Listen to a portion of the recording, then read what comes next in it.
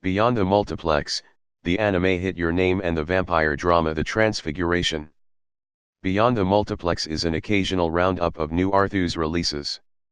The world may be getting smaller and more movies tailored for the global box office, but some films can sweep across whole regions of the globe but arrive here as orthodox curiosities, if they arrive here at all.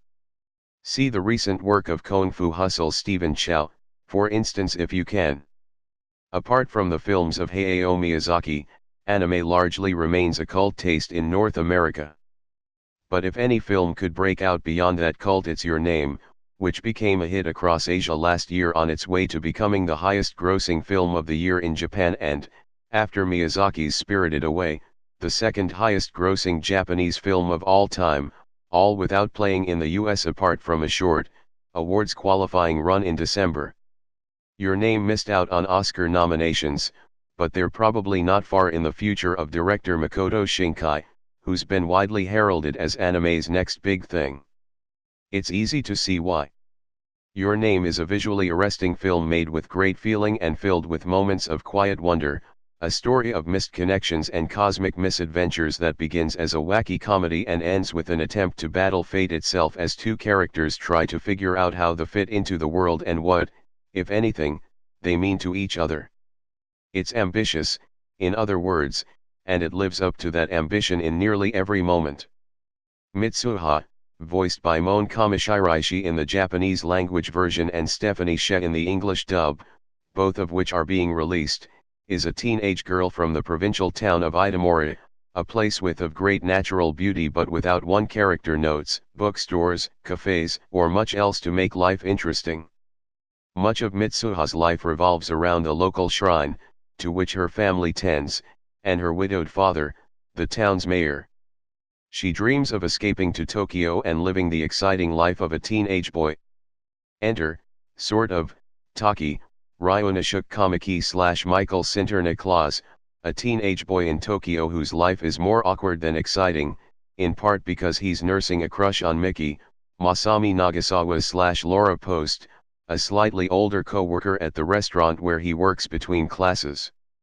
Though they don't know each other, Mitsuha and Taki find themselves occasionally trading bodies, a mix-up that seems to have something to do with an approaching comet, though neither can quite figure out what. So they decide to make the most of it, and in the process find they're improving each other's lives.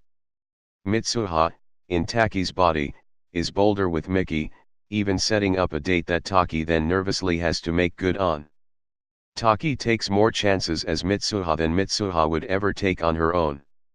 They leave notes for each other. They develop a rapport. They begin an odd, but oddly functional, relationship in which they never meet but know each other better than anyone else. And then Mitsuha disappears. It's here that Your Name transforms from a sweet, sort of romantic comedy into an X-Files-ish mystery. It's also at this point that the film becomes a little less compelling. After spending so much time on Mitsuha and Taki's relationship, Shinkai's film isn't quite as assured when they're on their own. Still, the emotions keep it moving, to say nothing of the visuals. Shinkai lets the drama play out against sumptuous landscapes, be it the hills around Itamori or the streets of Tokyo, unforgettable places he fills with passionate, searching characters haunted by a happiness that eludes them and a loneliness they're not sure they can ever overcome even if they suspect they have a soulmate chosen by the stars themselves. By the time Your Name reaches its moving finale, the next big thing tag doesn't seem quite enough for Shinkai. He's arrived already. Or, for a different sort of coming-of-age story, you could seek out The Transfiguration, the first film from writer/director Michael O'Shea. An eerie, unsettling story that uses its low budget to its advantage, it seems at times to be an answer to the question, why, Scream series aside, doesn't anyone in a horror movie seem to know much about horror movies? Eric Ruffin stars as Milo, a quiet kid from the New York projects who gets picked on a freak by his neighborhood's gang members. They're not wrong, really, but not for the reasons they suspect. Milo knows all about vampires, but his reasons for that knowledge have more to do with the need to research than any sort of fanish enthusiasm for bloodsuckers. He has a shelf of hand-labeled VHS tapes that includes Blakula and the Lost Boys. Vampire images line his wall. And he keeps a notebook filled with thoughts on what it means to be a vampire, because he is one. Maybe.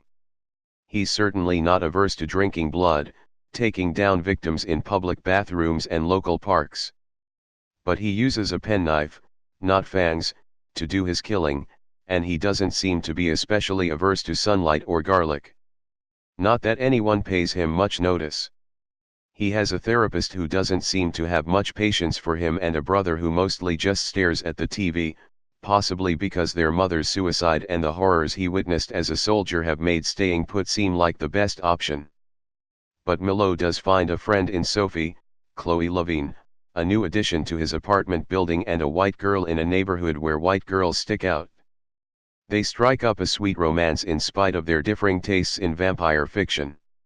She likes Twilight and True Blood. He judges vampire stories based on how realistic they are, citing Let the Right One In and Martin as particular favorites. In a way, O'Shea referencing Martin is a matter of the film beating everyone else who's seen George Romero's 1978 classic to the bunch. Romero's movie is also about a troubled kid who thinks he's a vampire, and whose undead status the film refuses to confirm or deny. But the Transfiguration wears the comparison well. Just as Romero grounded Martin in the reality of an economically stagnant 70s Pittsburgh, O'Shea's film remains rooted in the perilous world of New York's projects, where a vampire counts as just one more threat in an already dangerous environment. And just as Romero refused to romanticize his film's protagonist, the Transfiguration stirs a lot of sympathy for Milo without looking away as his condition, supernatural or otherwise, leads him to do some horrible things. It's a horror film without much in the way of real scares, but its matter-of-factness just makes it scarier.